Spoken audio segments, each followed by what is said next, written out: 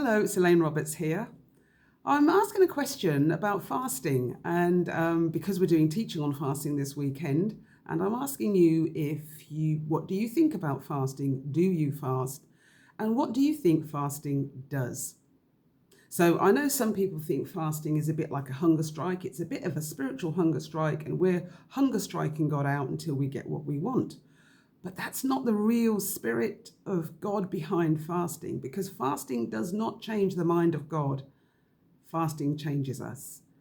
And in that process, fasting also releases the perfect will of God into our lives. Fasting is so powerful. So first we see four types of fasting in the Bible. We see the supernatural fast, and that was undertaken by Moses, Elijah, and Jesus. 40 days, that's touching 6 weeks of no food, no liquid. I would recommend that if you're going to do a fast like that, you do it under strict medical supervision. Then there's the normal fast. That's the fast that you and I would normally engage in, where we drink liquids but don't eat food. And then there's the absolute fast that Paul or Saul and Esther engaged in, of 3 days, 3 nights, no food, no liquids. And then there'd be the partial fast, of where you would eliminate certain foods from your diet for a certain period of time.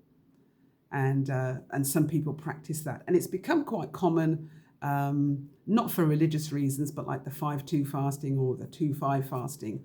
I'm not sure which of those it's called, but people don't eat for 5 days or don't eat for 2 days, and they eat for the rest of the week. But that's not necessarily religious or spiritual fasting. So we see that fasting does not change the mind of God, because in the book of Samuel, when King David's baby is about to die, he goes on a 7-day fast. And Nathaniel the prophet approaches him and confronts him with his sin and tells him, therefore the baby you have will die. And David went straight into fasting before God. And he clearly wanted God to save his baby's life. The baby died after 7 days. And after the baby died, David got up and he worshipped, he washed his face, and he asked for food to be set before him. And his servant said, when the baby was alive, you fasted. And now the baby's dead, you're carrying on like normal. And David said these words. He said, yes, I thought the Lord would relent and be gracious to me. Basically what David is saying is, I thought the Lord would change his mind. The Lord didn't change his mind. God did not want for David an heir that was born of an adulterous and murderous relationship. And what God did was release Solomon.